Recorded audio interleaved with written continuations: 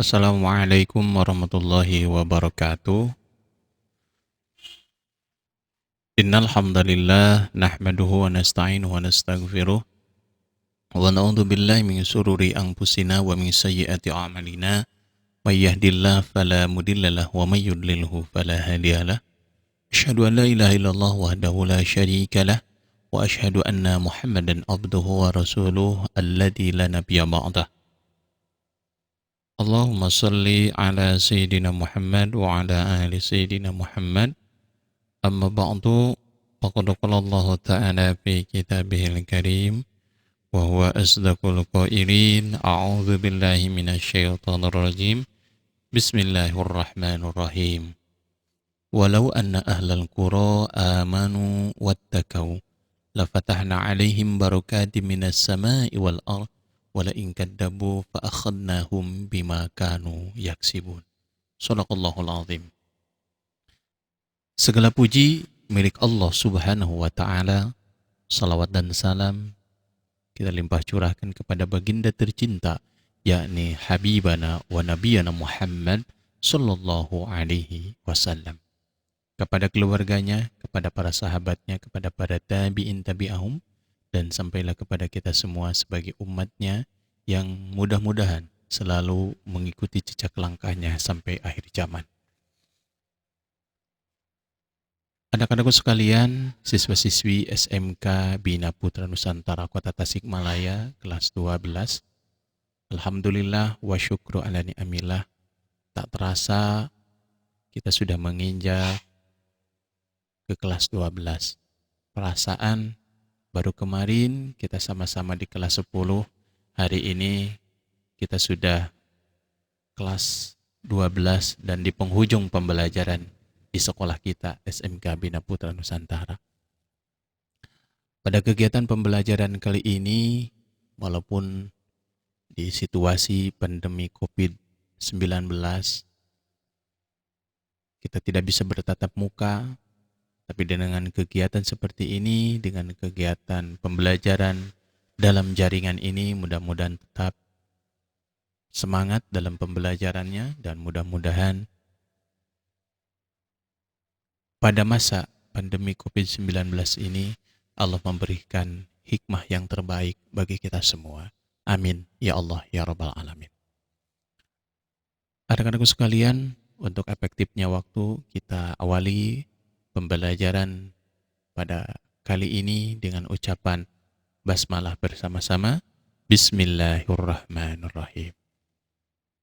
Anak-anakku sekalian, pada pembelajaran kali ini, kita akan membahas bab yang pertama di pendidikan agama Islam kelas 12. Bahasan ini akan kita bahas bersama saya di khusus kelas 12 ya, khusus kelas 12 yang akan membahas pada bab ini.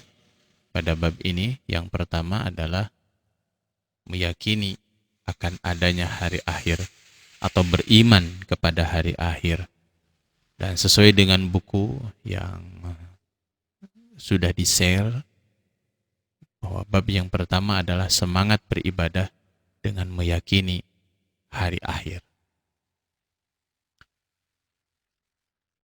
Anak-anakku sekalian, tujuan dari pembelajaran ini adalah agar kita mengetahui, agar kita meyakini akan datangnya hari akhir, akan datangnya hari kiamat. Karena sebagai seorang yang beriman, tentunya kita harus meyakini, tentunya kita harus beriman bahwa hari akhir atau hari kiamat itu pasti akan datang terjadinya. Dan tentunya sekali lagi sebagai orang yang beriman, ini termasuk kepada rukun iman. Apalagi kalian tahu yang namanya rukun itu sesuatu hal yang mesti ada, sesuatu hal yang harus ada pada diri seorang muslim. Salah satunya adalah iman kita kepada hari akhir. Anak-anak sekalian, kita bahas yang pertama adalah bagaimana makna iman kepada hari akhir.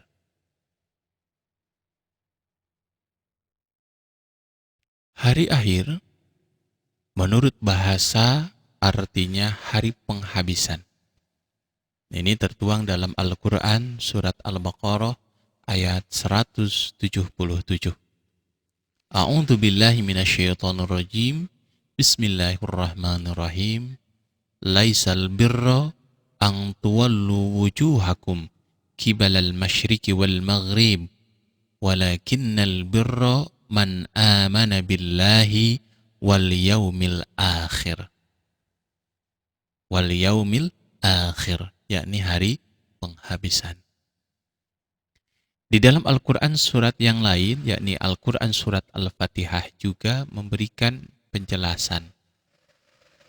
Maliki yaumiddin, yakni hari pembalasan. Di dalam Al-Quran surat Al-Fatihah ayat 4, bahwa hari kiamah itu adalah hari pembalasan. Maliki yaumiddin.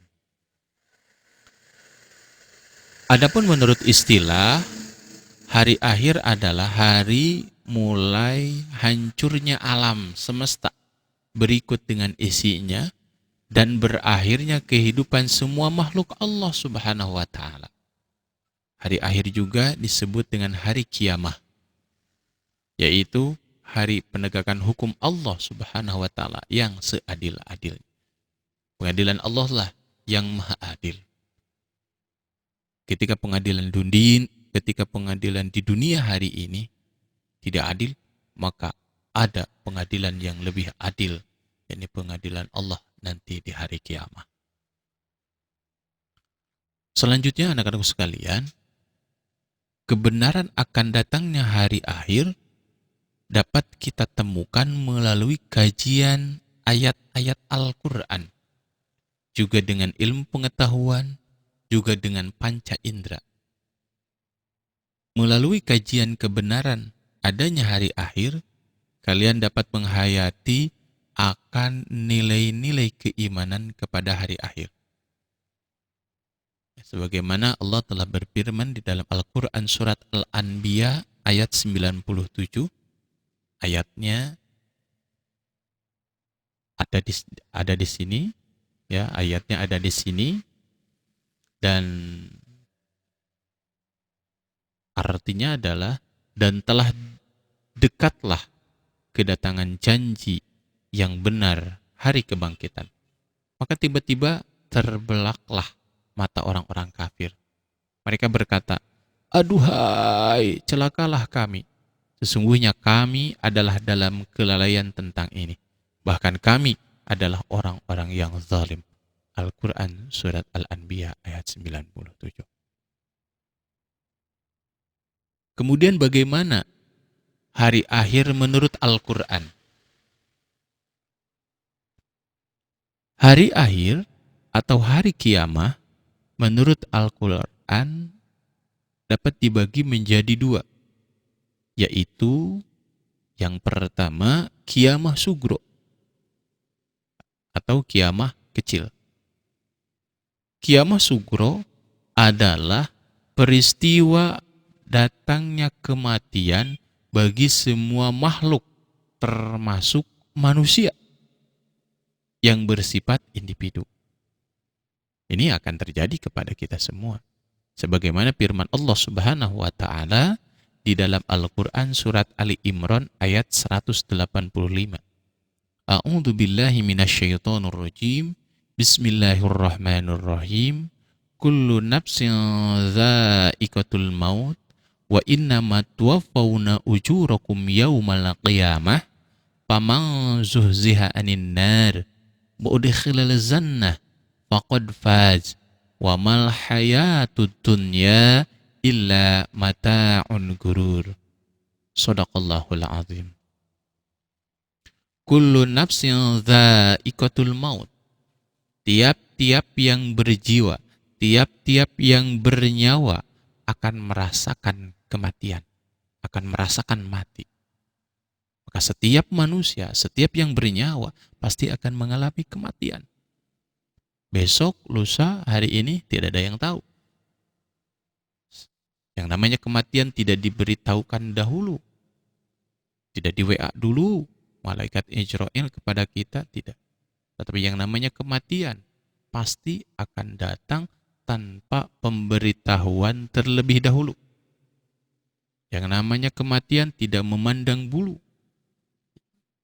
Yang namanya kematian tidak melihat usia. Yang namanya kematian tidak melihat apakah dia sehat, apakah dia sakit.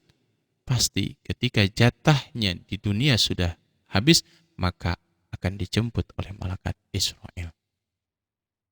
Selanjutnya dari ayat tersebut adalah wa innamat tuwaffawna ujurakum yaumal qiyamah. Dan sesungguhnya pada hari kiamah sajalah disempurnakan pahalamu.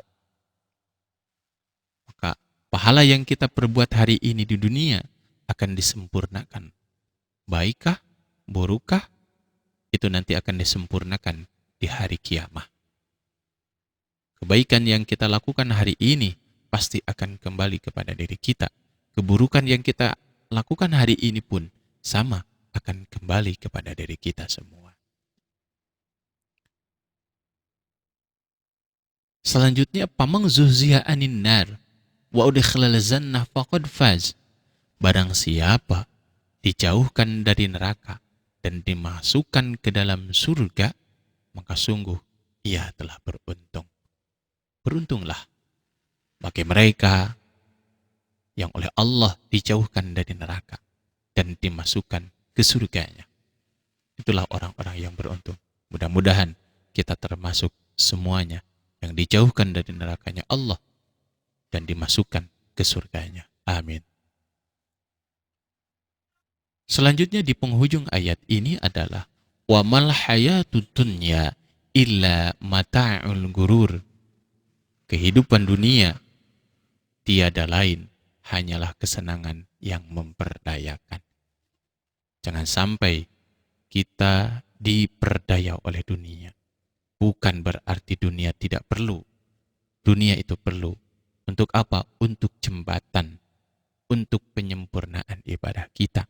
Untuk jembatan dalam apa? Dalam meraih mardhatillah. Tetapi bukan semata-mata dunia untuk meraih kesenangan. Sebab Allah telah menjelaskan kehidupan dunia tidak lain hanyalah kesenangan yang memperdayakan.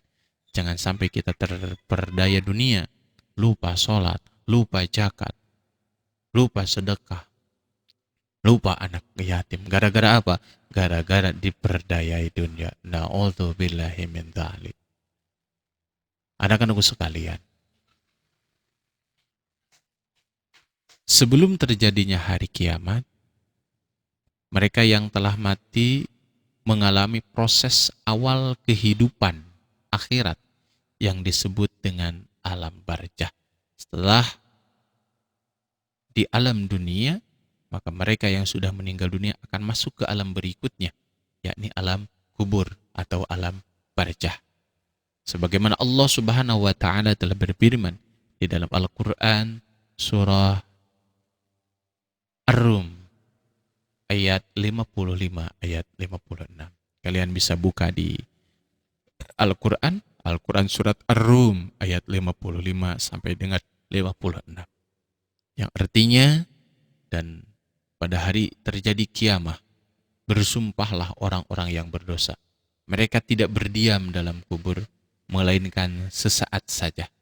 Seperti demikianlah mereka selalu dipalingkan dari kebenaran, dan berkata orang-orang yang diberi ilmu pengetahuan dan keimanan kepada orang-orang yang kafir, sesungguhnya kamu telah berdiam dalam kubur menurut ketetapan Allah sampai hari berbangkit. Maka inilah hari berbangkit itu. Akan tetapi kamu selalu tidak meyakininya. Masyarul muslimin, anak-anakku sekalian, alam barzah atau alam kubur, setiap yang mati pasti akan mengalami kematian dan akan masuk ke alam barzah. Apa alam barzah itu? Alam barzah adalah alam yang menjadi batas antara alam dunia dan alam akhirat. Pada masa itu, roh manusia sudah menyadari akan kebenaran janji Allah Subhanahu wa taala. Sebagaimana Allah telah berfirman di dalam Al-Qur'an surat Al-Mu'minun ayat 99 sampai dengan 100. Kalian bisa cek di Al-Qur'an surat Al-Mu'minun ayat 99 sampai dengan ayat 100. Selanjutnya anak-anakku sekalian, kepada mereka yang tidak melaksanakan perintah Allah, yang membelakangi, cek bahasa Sunda mah, ya, nukang nonggong karena perintah Allah, ya, kepada mereka yang tidak melaksanakan perintah Allah, sudah diperlihatkan neraka dan dahsyatnya siksa di neraka. Sebagaimana Allah Subhanahu wa taala telah berfirman di dalam Al-Qur'an surat Al-Mu'min ayat 45 sampai dengan 46. Yang artinya, maka Allah memelihara dari kejahatan tipu daya mereka dan Fir'aun beserta kaumnya dikepung oleh azab yang amat buruk. Kepada mereka dinampakkan neraka pada pagi dan petang, dan pada hari terjadinya kiamah dikatakan kepada malaikat, masuklah Fir'aun dan kaumnya ke dalam azab yang sangat keras. Baik, anak-anakku sekalian, di dalam Al-Quran surat Al-Mu'min ayat 45 sampai dengan 46, kalian baca ayatnya yang ada di sini, ya, ayatnya yang ada di sini, kemudian kalian telaah, ya, maknanya yang pertama, kemudian yang selanjutnya juga adalah hukum bacaan. Hukum bacaan apa? Hukum bacaan tajwidnya. Ya, kalian rinci. Ya, jadi nanti di penghujung pertemuannya, ya, ini tugas untuk kalian. Kalian cek hukum bacaan yang ada pada Al-Qur'an surat Al-Mu'min ayat 45 sampai dengan 46. Cek kalian di sini hukum bacaan tajwidnya ada berapa. Kemudian diakumulasi dan di pertemuan selanjutnya mohon untuk dikumpulkan, ya, sebagai tugas tambahan. Baik anak-anakku sekalian, peristiwa yang harus diimani yang akan terjadi sesudah mati antara lain adalah yang pertama, adanya fitnah kubur. Maka kita selalu berdoa di penghujung sholatnya, di penghujung sholat kita selalu berdoa kepada Allah, semoga dijauhkan dari fitnah. Ya, fitnah apa? Fitnah kubur. Wa mahyaya wa mamati wa min fitnatil masihid dajjal. Kita berdoa kepada Allah di penghujung sholat kita, dijauhkan dari fitnah kematian, dijauhkan dari fitnah kubur. Apa fitnah kubur itu? Yaitu beragam pertanyaan yang diajukan kepada orang-orang yang meninggal. Salah satunya adalah tentang Tuhan kita, agama kita, nabi kita, iman kita, dan kiblat kita. Yang kedua, orang yang sudah meninggal dunia itu akan mendapatkan siksa dan nikmat kubur. Beruntunglah orang yang ketika sudah meninggal dunia mendapatkan nikmat kubur. Ini tidak akan terlepas dari apa? Dari kebaikan-kebaikan dia ketika di dunia. Pun sebaliknya, bagi mereka yang mendapatkan siksa kubur, tentu apa yang dia telah lakukan ketika di dunia pada hari itu.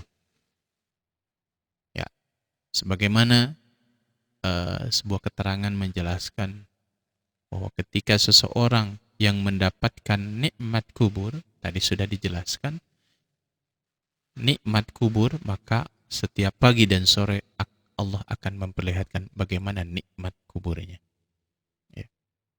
Dia diperlihatkan surga berikut kenikmatannya setiap pagi dan sore dan dibangunkan. Itulah orang-orang yang diberikan kenikmatan oleh Allah Subhanahu wa taala. Anak-anakku sekalian, setiap orang pasti dalam Al-Quran surat Ali Imran ayat 185 tadi dijelaskan akan mengalami kematian. Dan setelah mati, kita akan masuk ke alam barzah. Apakah kita mendapatkan siksa ataupun nikmat kubur, itu tergantung kepada perbuatan kita ketika di dunia hari ini. فَمَنْ يَعْمَلْ مِثْقَالَ ذَرَّةٍ خَيْرًا يَرَهُ وَمَنْ يَعْمَلْ مِثْقَالَ ذَرَّةٍ شَرًّا يَرَهُ. Sekecil apapun kebaikan yang kalian lakukan, pasti akan berimbas, pasti Allah akan membalas kebaikan yang kita lakukan. Pun sebaliknya, kejelekan yang kita lakukan hari ini akan berimbas kepada diri kita, dan Allah akan membalas hasil dari kejelekan yang kita lakukan, hasil kejahatan yang kita lakukan. Oleh karenanya, gunakan masa hidup kita hari ini, masa muda hari ini, untuk selalu mencari ilmu, untuk selalu mendekatkan diri kepada Allah Subhanahu wa taala.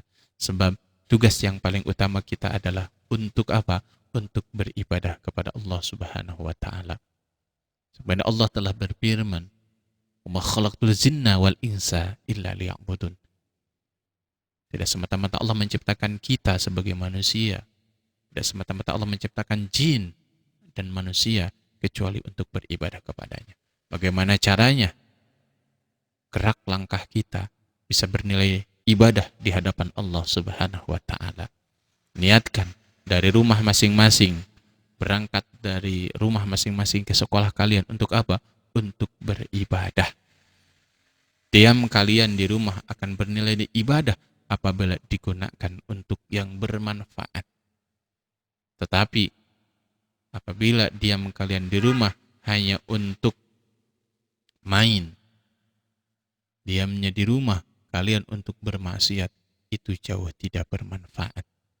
Maka seberapapun kebaikan, sekali lagi, seberapapun kebaikan yang kita lakukan hari ini, Allah akan membalas kebaikan kita. Pun sebaliknya, sekecil apapun kejahatan yang kalian lakukan, Allah akan membalas kejahatan kita yang dilakukan.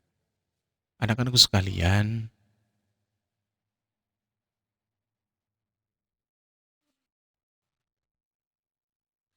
yang selanjutnya adalah yang kedua, kiamah kubro.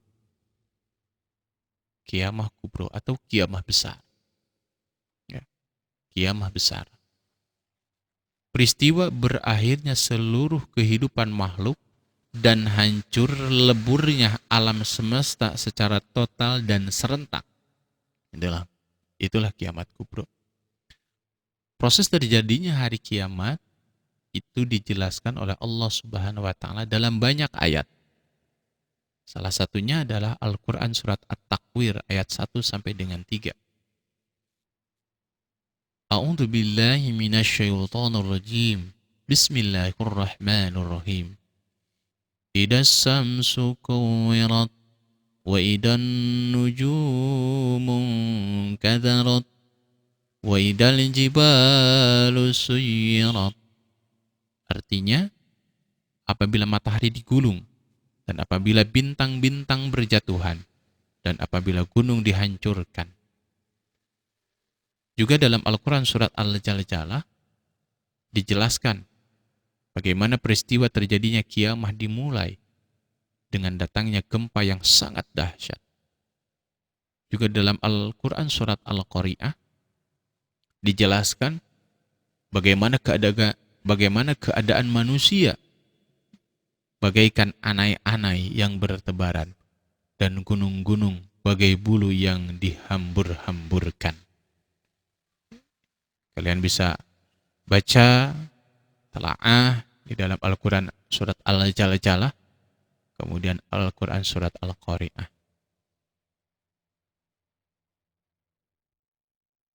Selanjutnya, berdasarkan ayat-ayat tersebut, peristiwa kiamah merupakan kejadian yang sangat hebat.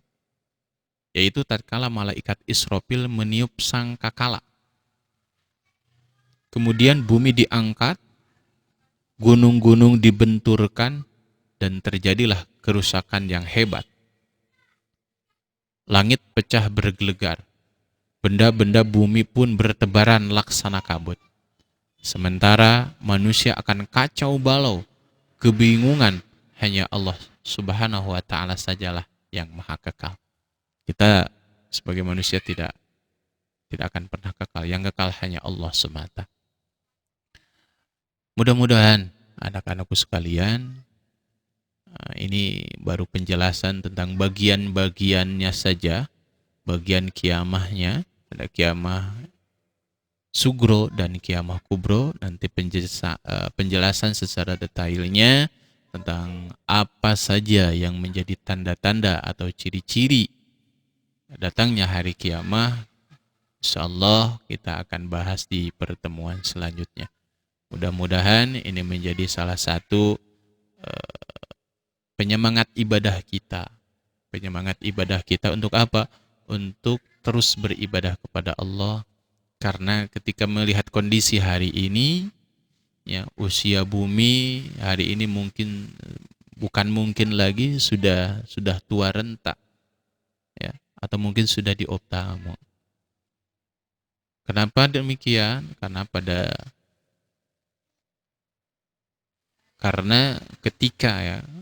ketika Rasulullah SAW diisrokan dan dimi'rajkan, beliau bertemu dengan seorang nenek-nenek yang pakai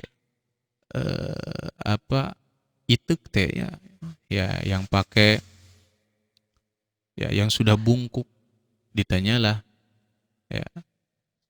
Bertanyalah Nabi kepada siapa? Kepada malaikat Jibril. Ya Jibril, siapakah dia? Dia itu usia bumi. Ya, usia bumi.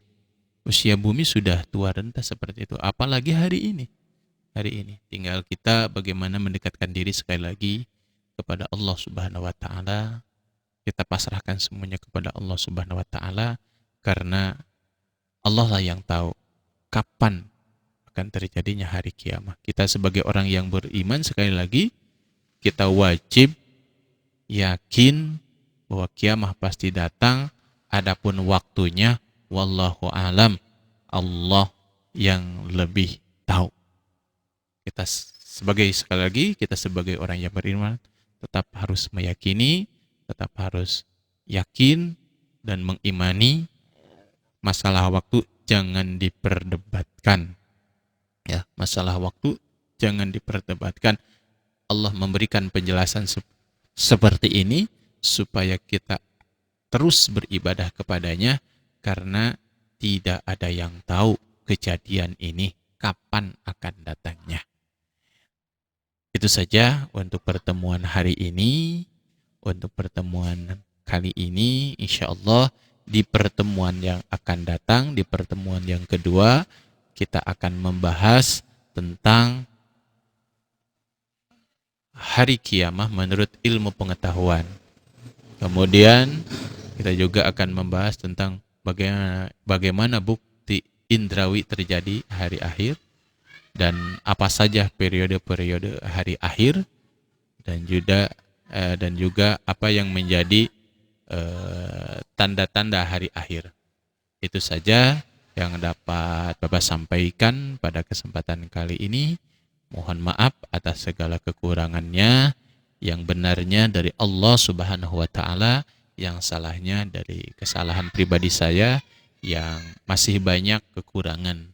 Mudah-mudahan Allah mengampuni apa yang menjadi kesalahan saya, apa yang menjadi